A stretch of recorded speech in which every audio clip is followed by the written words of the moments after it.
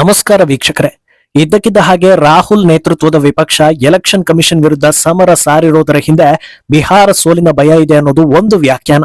ಆದರೆ ಒಂದೇ ಹೊತ್ತಲ್ಲಿ ಟ್ರಂಪ್ನ ಟಾರಿಫ್ ಹಾಗೂ ರಾಹುಲ್ ಗಾಂಧಿಯ ಎಲೆಕ್ಷನ್ ಕಮಿಷನ್ ಆರೋಪ ಬಂದಿದ್ದಕ್ಕೆ ಸಂಬಂಧ ಇದೆಯಾ ಅನ್ನೋ ಪ್ರಶ್ನೆ ಎತ್ತಿದ್ರೆ ಬಹುತೇಕರು ಅದೇ ಬೇರೆ ಇದೇ ಬೇರೆ ಇರಬಹುದು ಅಂತ ಊಹಿಸ್ತಾರೆ.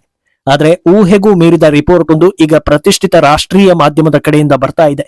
ಟ್ಯಾರಿಫ್ ಹಾಗೂ ವೋಟ್ ಚೋರಿ ಆರೋಪಕ್ಕೆ ಇರೋ ಸಂಬಂಧ ಸೇತುವೆಯೇ ರಾಹುಲ್ ಗಾಂಧಿ ಅನ್ನೋ ಆರೋಪ ಕೇಳಿ ಬರ್ತಾ ಇದೆ. ಈ ವಿಚಾರವನ್ನ ಕೆದಕುತ್ತಾ ಹೋದ್ರೆ ಹತ್ತಾರು ವಿಷಯಗಳು ಒಂದಕ್ಕೊಂದು ಲಿಂಕ್ ಆಗಿ ಮುನ್ನೆಲೆಗೆ ಬರ್ತಾ ಹೋಗುತ್ತೆ. ಆದ್ರೆ ಮಾರಲ್ ಆಫ್ ದ ಸ್ಟೋರಿ ಅನ್ನೋ ಹಾಗೆ ಭಾರತವನ್ನ ಹೊರಗಿನಿಂದ ಯಾರೇ ಟಾರ್ಗೆಟ್ ಮಾಡಬೇಕು ಅಂದ್ರೂ ರಾಹುಲ್ ಸಹಾಯ ಬೇಕೇ ಬೇಕು ಅನ್ನೋ ನಿಟ್ಟಿನಲ್ಲಿ ಈ ವರದಿ ಬಿಂಬಿತ ಆಗ್ತಾ ಇದೆ. ಇದೆಲ್ಲವನ್ನ ಒನ್ ಬೈ ಒನ್ ವಿವರಿಸ್ತಾ ಹೋಗ್ತೀವಿ. ಈ ವಿಡಿಯೋವನ್ನ ತಪ್ಪದೆ ಕೊನೆ ತನಕ ನೋಡಿ. ಅದಕ್ಕೂ ಮುನ್ನ ಮೀಡಿಯಾ ಮಾನ್ಸ್ಟರ್ ಚಾನಲ್ ನ ತಪ್ಪದೆ ಸಬ್ಸ್ಕ್ರೈಬ್ ಮಾಡಿ. ಎಸ್, ಶತ್ರುವಿನ ಶತ್ರು ಮಿತ್ರ ಅನ್ನೋ ಮಾತಿದೆ.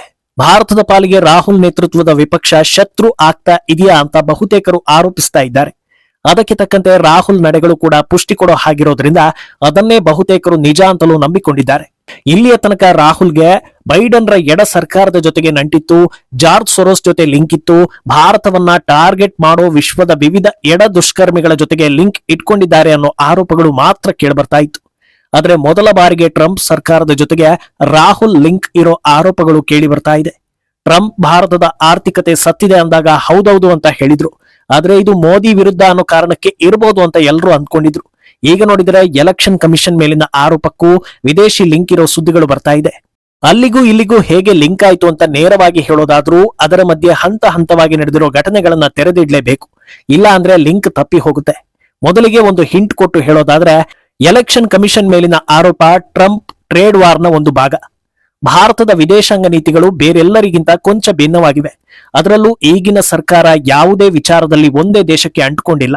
ಭಾರತಕ್ಕೆ ಯಾವುದನ್ನೆಲ್ಲ ವ್ಯಾಪಕವಾಗಿ ಆಮದು ಮಾಡ್ಕೊಳ್ತೀವೋ ಅದೆಲ್ಲದಕ್ಕೂ ಹಲವು ಸಪ್ಲೈಯರ್ಗಳನ್ನ ಭಾರತ ಸರ್ಕಾರ ಮೈಂಟೈನ್ ಮಾಡ್ಕೊಂಡು ಬರ್ತಾ ಇದೆ. ಹೌಡಿ ಮೋದಿ, ಹಾಯ್ ಮೋದಿ, ಭಾರತ ನನ್ನ ಆಪ್ತ ಮಿತ್ರ ಅಂತ ಕೂಗಾಡಿಕೊಂಡು ಬರ್ತಾ ಇದ್ದ ಟ್ರಂಪ್ಗೆ ಭಾರತದ ಜೊತೆಗಿನ ವ್ಯವಹಾರವೇ ಆದ್ಯತೆಯಾಗಿತ್ತು. ಅದು ತಪ್ಪೇನಲ್ಲ. ಆದ್ರೆ ತನ್ನ ಬಳಿ ಇರುವ ಅಥವಾ ತಾನು ಸೇಲ್ ಮಾಡುವ ವಸ್ತುಗಳನ್ನ ಮಾತ್ರ ಭಾರತ ಖರೀದಿಸಬೇಕು ಅನ್ನೋ ಮನಸ್ಥಿತಿ ಇತ್ತು. ಇದೇ ಈ ಎಲ್ಲದರ ಆರಂಭ ಅಂತ ಈ ವರದಿ ಹೇಳ್ತಾ ಇರೋದು.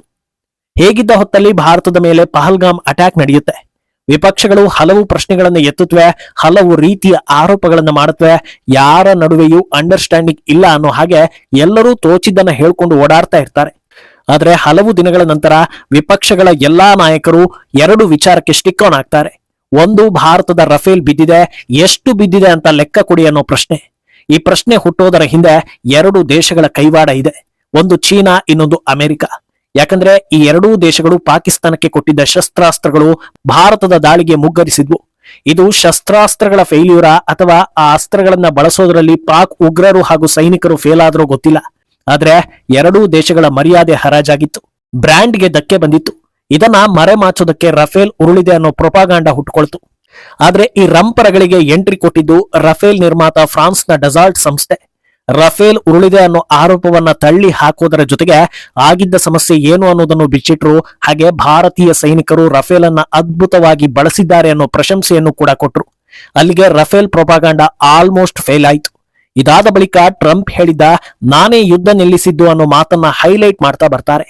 ಸುಮಾರು 30ಕ್ಕೂ ಹೆಚ್ಚು ಸಲ ಟ್ರಂಪ್ ಇದೇ ವಿಚಾರವನ್ನ ಹೇಳ್ತಾ ಇರೋದನ್ನ ಪ್ರಶ್ನೆ ಮಾಡ್ಕೊಂಡು ಬರ್ತಾರೆ.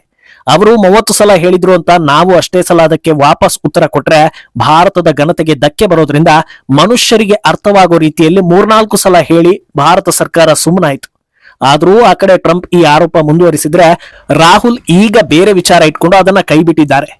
ಅಂದ್ಹಾಗೆ ಈಗ ಮುಖ್ಯ ವಿಚಾರಕ್ಕೆ ನಾವು ಹತ್ತಿರವಾಗ್ತಾ ಇದ್ದೀವಿ. ಭಾರತ ತಮ್ಮ ಹೇಳಿಕೆಯನ್ನ ವಿರೋಧಿಸಿದ್ದು ಹಾಗೂ ಅಮೆರಿಕ ಅಸ್ತ್ರಗಳು ಭಾರತದ ದಾಳಿಗೆ ಬೂದಿಯಾಗಿದ್ದ ಸಿಟ್ಟು ಆಲ್ರೆಡಿ ಟ್ರಂಪ್ಗೆ ಇರುತ್ತೆ. ಆದ್ರೂ ಕೂಡ ಅಮೆರಿಕದ F-35 ಯುದ್ಧ ವಿಮಾನಗಳನ್ನ ಖರೀದಿ ಮಾಡಿದ್ರೆ ಹಳೆಯದೆಲ್ಲವನ್ನೂ ಮರೆತು ಬಿಡೋ ನಿರ್ಧಾರ ಟ್ರಂಪ್ ಕಡೆಯಿಂದ ಬರುತ್ತೆ. ಆದ್ರೆ ಭಾರತ ಇದಕ್ಕೆ ಮಣೆ ಹಾಕೋದಿಲ್ಲ. ಜಾಗತಿಕ ಸಮಿಟ್ ಒಂದರ ಸಲುವಾಗಿ ಪ್ರಧಾನಿ ಮೋದಿ ತೆರಳುವಾಗ ಅಮೆರಿಕಕ್ಕೆ ಕಾಲಿಟ್ರು. ಟ್ರಂಪ್ ಆಹ್ವಾನ ಸ್ವೀಕರಿಸದೆ ಮೀಟಿಂಗ್ ಕ್ಯಾನ್ಸಲ್ ಮಾಡಿದ್ರು. ಇದು ಮೊದಲೇ ಹುಚ್ಚನಂತಿರೋ ಟ್ರಂಪ್ಗೆ ಮತ್ತಷ್ಟು ಪಿತ್ತ ನೆತ್ತಿಗೇರಿಸಿತು. ಒಂದು ಕಡೆ ನಾನು ಹೇಳಿದಂಗೆ ಕೇಳ್ತಾ ಇಲ್ಲ, ಅಲ್ಲಿ ನೋಡಿದ್ರೆ ರಷ್ಯಾ ಜೊತೆಗೆ ದೊಡ್ಡ ದೊಡ್ಡ ಡೀಲ್ಗಳು ನಡೀತಾ ಇದೆ. ಪ್ರಪಂಚದಲ್ಲಿ ಹಲವು ದೇಶಗಳನ್ನ ನಾವು ಮಧ್ಯಸ್ಥಿಕೆ ಮಾಡಿ ಹಾಳು ಮಾಡಿದ್ರು ಭಾರತ ಕೈತಪ್ಪಿ ಹೋಗ್ತಾ ಇದೆ ಅನ್ನೋ ಫ್ರಸ್ಟ್ರೇಷನ್ ನಲ್ಲಿ ಟಾರಿಫ್ ಸದ್ದು ಮಾಡುತ್ತೆ. ಈ ಹಿಂದೆ ಅಂದ್ರೆ 2022ರಲ್ಲಿ ಪಾಕಿಸ್ತಾನದಲ್ಲಿ ದೊಡ್ಡ ರಾಜಕೀಯ ಬೆಳವಣಿಗೆ ನಡೆಯುತ್ತೆ. ಇಮ್ರಾನ್ ಖಾನ್ ಅಧಿಕಾರ ಕಳ್ಕೊಂಡು ಜೈಲು ಪಾಲಾಗ್ತಾರೆ. ಅದಕ್ಕೆ ಕಾರಣ ಹುಡುಕ್ತಾ ಹೋದಾಗ ಇಮ್ರಾನ್ ಖಾನ್ ರಷ್ಯಾ ಜೊತೆಗೆ ಗೋಧಿ, ಆಯಿಲ್ ಹಾಗೂ ಶಸ್ತ್ರಾಸ್ತ್ರಗಳ ಖರೀದಿಗೆ ಮುಂದಾಗಿದ್ರು ಅನ್ನೋ ವಿಚಾರ ಬೆಳಕಿಗೆ ಬರುತ್ತೆ. ಸ್ವತಂತ್ರವಾಗಿ ಪಾಕ್ ಪ್ರಧಾನಿ ಬೇರೆ ಬೇರೆ ದೇಶಗಳಿಗೆ ವಿಸಿಟ್ ಕೊಟ್ಟು ಡೀಲ್ ಮಾಡೋದನ್ನ ಅಮೆರಿಕ ಸಹಿಸಿರ್ಲಿಲ್ಲ ಅನ್ನೋದು ಕೂಡ ಬೆಳಕಿಗೆ ಬರುತ್ತೆ. 2024ರಲ್ಲಿ ಬಾಂಗ್ಲಾದಲ್ಲಿ ಹೋರಾಟದಿಂದ ಶುರುವಾಗೋ ರಾಜಕೀಯ ರಂಪಾಟ ಶೇಖ್ ಹಸೀನಾ ಜೀವ ಉಳಿಸಿಕೊಳ್ಳೋ ಸಲುವಾಗಿ ದೇಶ ಬಿಟ್ಟು ಹಾರೋ ಪರಿಸ್ಥಿತಿಗೆ ಬಂದು ನಿಲ್ಲುತ್ತೆ. ಅದಕ್ಕೆ ಕಣ್ಣಿಗೆ ಕಾಣೋ ಕಾರಣ ರಾಜಕೀಯ ಅತಂತ್ರ ಅನ್ನೋದಾದ್ರೂ ಹೈಲೈಟ್ ಆಗದ ಇನ್ನೊಂದು ಕಾರಣ ಇದೆ. ಅದೇ ಸೈಂಟ್ ಮಾರ್ಟಿನ್ ಐಲ್ಯಾಂಡ್. ಕೇವಲ 3 ಸ್ಕ್ವೇರ್ ಕಿಲೋಮೀಟರ್ನ ಜಾಗ ಇದಾಗಿದ್ರೂ ಬಾಂಗ್ಲಾದ ದಕ್ಷಿಣ ತುದಿಯಲ್ಲಿರೋ ಇದರ ಜಿಯೋಸ್ಟ್ರಾಟಿಕ್ ವ್ಯಾಲ್ಯೂ ಅಮೆರಿಕದ ಕಣ್ಣು ಕುಕ್ಕುವಂತೆ ಮಾಡುತ್ತೆ. ಅದನ್ನ ವಶಪಡಿಸಿಕೊಂಡ್ರೆ ಹಿಂದೂ ಮಹಾಸಾಗರ ಹಾಗೂ ಚೀನಾದ ಮೇಲೆ ಕಣ್ಣಿಡೋದಕ್ಕೆ ಬಹಳ ಅನುಕೂಲ ಆಗುತ್ತೆ ಅನ್ನೋ ಆಸೆ ಅಮೆರಿಕಕ್ಕೆ ಹುಟ್ಟುತ್ತೆ. ಆದ್ರೆ ಶೇಖ್ ಹಸೀನಾ ಅದನ್ನ ಅಮೆರಿಕಕ್ಕೆ ಕೊಡೋದಕ್ಕೆ ಬಿಲ್ಕುಲ್ ಒಪ್ಪೋದಿಲ್ಲ.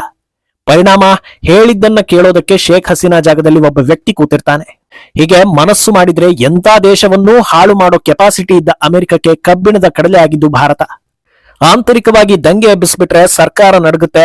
ಹೇಗೆ ಅಟಲ್ ಬಿಹಾರಿ ವಾಜಪೇಯಿ ಅವರ ಸರ್ಕಾರ ಉರುಳಿ ಬಿತ್ತೋ ಹಾಗೆ ಮೋದಿ ಸರ್ಕಾರ ಕೂಡ ಉರುಳುತ್ತೆ ಅನ್ನೋ ಅಂದಾಜನ್ನ ಇಟ್ಕೊಂಡಿದ್ರು. ಆದ್ರೆ ಪ್ರೊಪಾಗಾಂಡ ಹಾಗೂ ಅಜೆಂಡಾ ಪೂರಿತ ಯಾವುದೇ ಹೋರಾಟಗಳಿಗೆ ಭಾರತ ಸರ್ಕಾರ ಜಗ್ಲೇ ಇಲ್ಲ.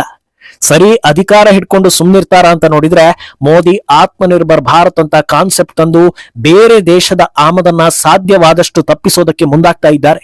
ಇಡೀ ಪ್ರಪಂಚಕ್ಕೆ ಅತ್ಯಂತ ದೊಡ್ಡ ಮಾರ್ಕೆಟ್ ಆಗಿರೋ ಭಾರತ ಸ್ವಾವಲಂಬಿ ಆಗ್ಬಿಟ್ರೆ ನಾನೇ ಬಲಿಷ್ಠ ಅಂತ ಹೇಳ್ಕೊಂಡು ಓಡಾಡೋ ಅಮೆರಿಕದಂತ ದೇಶಗಳ ಕತೆ ಏನಾಗ್ಬೇಕು? ಇದೇ ಮೋದಿಯನ್ನ ಟಾರ್ಗೆಟ್ ಮಾಡುವಂತೆ ಮಾಡೋದು. ಈಗ ಪ್ರಮುಖ ವಿಷಯಕ್ಕೆ ಬಂದೇ ಬಿಟ್ಟಿದ್ದೀವಿ.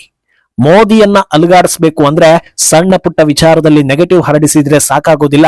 ಈ ನಿಟ್ಟಿನಲ್ಲಿ ವಿದೇಶಗಳಲ್ಲಿ ನಡೆಯೋ ಹಲವು ಮೀಟಿಂಗ್ಗಳಲ್ಲಿ ಸ್ವದೇಶಿ ವೈರಿಗಳು ಕೂಡ ಭಾಗಿಯಾಗಿರ್ತಾರೆ ಅನ್ನೋದನ್ನ ಡೀಪ್ ಅನಾಲಿಸಿಸ್ ಮೀಡಿಯಾ ತನ್ನ ಎಕ್ಸ್ ಖಾತೆಯಲ್ಲಿ ಬಿಚ್ಚಿಡ್ತಾ ಹೋಗುತ್ತೆ. ಈ ಮೀಟಿಂಗ್ಗಳಲ್ಲಿ ಫೈನಲ್ ಆಗೋ ಅಸ್ತ್ರವೇ ಎಲೆಕ್ಷನ್ ಕಮಿಷನ್ ವಿರುದ್ಧದ ಹೋರಾಟ. ಒಂದು ಕಡೆ ಟಾರಿಫ್ ಜಟಾಪಟಿ, ಇನ್ನೊಂದು ಕಡೆ ಪಹಲ್ಗಾಮ್ ಅಟ್ಯಾಕ್. ಮೋದಿ ಸರ್ಕಾರ ವೀಕ್ ಅಂತ ಬಿಂಬಿಸೋದಕ್ಕೆ ಇದೇ ಸರಿಯಾದ ಸಮಯ ಆಗಿರೋದ್ರಿಂದ ಗೆದ್ದಿದ್ದೇ ಮೋಸದಿಂದ ಅನ್ನೋ ಅಸ್ತ್ರ ಬಿಡೋದು ಫೈನಲ್ ಆಗುತ್ತೆ. ಅದರ ಪರಿಣಾಮವೇ ಈಗ ನಡೀತಾ ಇರೋ ರಂಪಾಟ ಅನ್ನೋದನ್ನ ಈ ವರದಿ ಹೇಳ್ತಾ ಇರೋದು. ಅಲ್ಲದೆ ರಾಹುಲ್ ಆರೋಪ ಮಾಡಿದ ವೋಟರ್ಸ್ ಎಲ್ಲರೂ ಹಿಂದೂಗಳನ್ನ ಹೊರತುಪಡಿಸಿ ಬೇರೆ ಯಾರ ಮೇಲೂ ರಾಹುಲ್ ಬೊಟ್ಟು ಮಾಡಲಿಲ್ಲ ಅನ್ನೋದು ವಾಸ್ತವ. ಈ ರೀತಿ ಗಂಭೀರ ಆರೋಪ ಮಾಡಿದ್ರೆ ವಿದೇಶಿ ಮಾಧ್ಯಮಗಳು ಸತ್ಯಾಸತ್ಯತೆ ತಿಳಿಯೋ ಮುನ್ನವೇ ಮೋದಿ ಗೆಲುವಿನ ಮೇಲೆ ಅನುಮಾನ ಮೂಡಿಸಿ ಆರ್ಟಿಕಲ್ ಹಾಗೂ ಎಪಿಸೋಡ್ಗಳನ್ನ ಮಾಡಿ ಹೊಸ ನರೇಟಿವ್ಗಳನ್ನ ಸೃಷ್ಟಿ ಮಾಡ್ತಾರೆ. ಅಲ್ಲಿಗೆ ವಿಶ್ವಗುರುವಿನ ಮೇಲೆ ಹೊಸ ಛಾಯೆ ಮೂಡುತ್ತೆ. ಇದರಿಂದ ಹೊರಗಿನವರಿಗೆ ಏನನ್ಸುತ್ತೋ ಗೊತ್ತಿಲ್ಲ, ಒಳಗಿರೋ ಅಸಹ್ಯಗಳಿಗೆ ಬಹಳ ಖುಷಿ ಆಗೋದ್ರಿಂದ ಇದೆಲ್ಲವೂ ನಡೀತಾ ಇದೆ ಅನ್ನೋದು ಈ ವರದಿಯ ಸಾರಾಂಶ. ಮುಂದೇನಾಗುತ್ತೆ ಅನ್ನೋದನ್ನ ಕಾದು ನೋಡ್ಬೇಕು. ಈ ಬಗ್ಗೆ ನಿಮ್ಮ ಅಭಿಪ್ರಾಯವನ್ನ ತಪ್ಪದೆ ಕಮೆಂಟ್ ಮೂಲಕ ತಿಳಿಸಿ.